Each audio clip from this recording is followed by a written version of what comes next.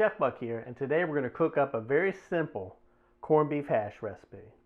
Now the recipe I'm going to have is for a whole can of corned beef, but I'm just going to use half of it today to make corned beef hash. Now the first thing I'm going to do is put a hole in the bottom of the can so it causes sciencey stuff to happen and the stuff will slip out of here easier, theoretically. Oops, I did it on the wrong side of the can. It's supposed to be this side because it comes out of there. I don't know a lot about science. Put the hole on the right side. Boom. So now you just want to take the key off, and then we'll turn it on around. And then we'll just give it a turn and carry it all the way around the can. And hopefully we won't have any engineering difficulties while we're doing this here. So it goes around easy peasy, lemon squeezy. And then we open it up just like the world's worst Christmas present. And it should plop right out of there because we put that little sciencey hole in the top. Although science, you know, we got a lot to learn about science. It's not 100% reliable. So let me give it a shake, shake, shake. And you have to be careful because the edges of this can are pretty lethal. Now about half of it came out, so that's going to be perfect because I only want to use half. So I'm going to save this half here, and I can form this into patties and fry it up and use it for sandwiches as a breakfast side or anything like that. But I'm just going to use this half here for my corned beef hash. So I'm going to cut it into a few slices because the first thing I'm going to do is put a little bit of sear on my corned beef.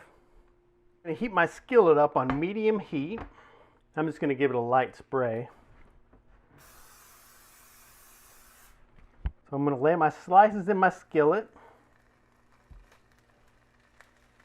And even though this is just going to be a half board of this recipe, you know, that's a lot of meat, you know, especially for one person. But I'm all by my lonesome, so I don't want to jeopardize myself by cooking the whole can. And plus, I've only got one potato. And really, you need 2 potatoes to go with 1 can of Spam. Otherwise, it's too meaty. But while I'm getting a sear on my meat here, I'm going to go ahead and give my potato a slice.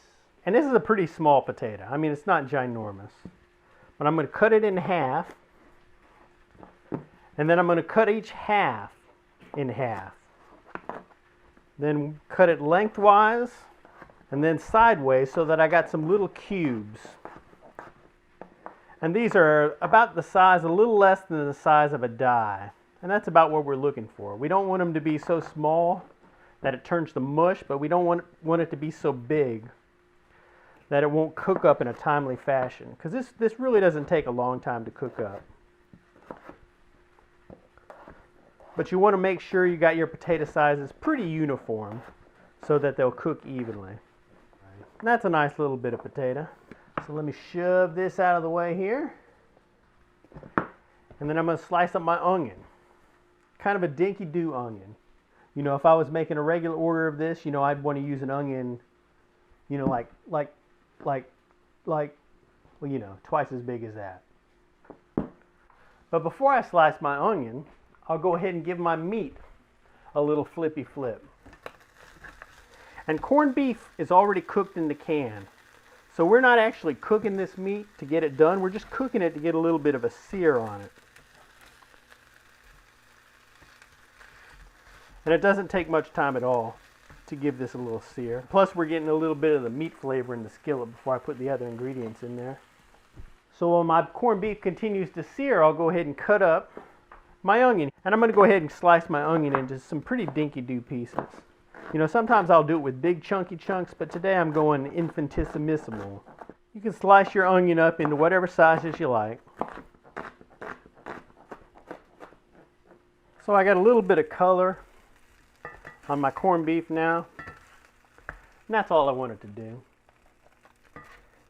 So I'll just take this out of the skillet and then set it aside. And I just did that because that seared flavor is really nice. You know, and I can do it up real quick while I'm slicing up my other ingredients. But I'm going to go ahead and put a little bit of oil in my skillet now. Just a little canola oil, but whatever kind of oil you like to use. Now this is completely optional, but I really like caraway seeds, you know, when I'm cooking up a corned beef dish. So I'm going to throw these seeds in here. Just let that go for just a few moments. straight off, I'm going to slide in my taters. Now, if I was making a regular order of this here, you know, with a full can, you know, I would definitely want a larger skillet than this. So now I'm going to go ahead and let these potatoes cook all by themselves, undisturbed, for a few moments and get a little bit of color on those. Beep, beep, beep, beep. So after a couple of minutes, I'll go ahead and give my potatoes a little bit of a turn there. And we'll leave them alone for a couple more minutes. You want to have them nice and spread out in one layer. We'll let these taters go for a couple more minutes. So these have been cooking all on their lonesome for about 5 minutes. So now I'm going to go ahead and add in the onion.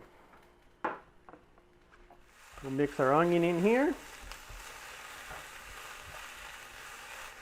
Get everything stirred around nicely, then I'll spread it out and let this go. Let the onions cook with the potatoes now for a couple of minutes. Beep, beep, beep, beep. So it's been about 3 minutes. I'll give it a stir. Now I'm going to add in a little bit of seasoning. I got some paprika, a little hot pepper, and a little black pepper. I don't have any salt because canned corned beef has a lot of salt in it already. So I'm not going to add any more to the dish. But now I'm going to go ahead and add in my canned corned beef. I'm going to give it a little bit of a choppy chop right here. And I'll just slide it in. We'll stir it in here with these other ingredients. Now, canned corned beef has a lot of flavor, and we've added in those additional seasonings. But what I really like with my corned beef hash is some Worcestershire sauce. And I kind of added in late into the process here.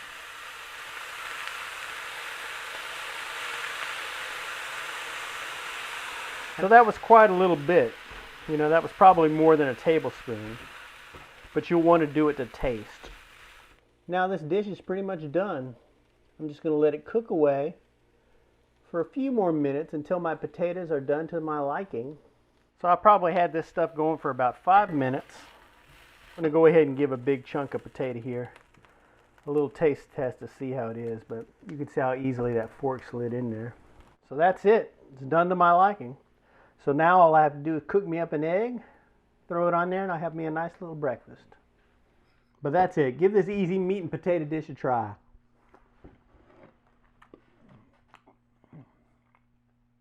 Throw you an over easy egg on there. You know, get that nice yolky sauce all over your meat and potatoes. You know, this is classic canned corned beef recipe right here. You know, one of the most affordable, delicious meat and potato dishes you can make. The recipe I'll have down below and over at myfoodchannel.com will be it'll be double this recipe, so you can use the whole can of corned beef. If you got 1 potato, just use half a can. If you got 2 potatoes, use the whole can. But that's it. You know, hopefully Camera Girl will be back next week, and you won't have to suffer through another whatever kind of abomination of a video this is. Thanks for watching. Thanks for subscribing. We'll see you next weekend. Bye-bye.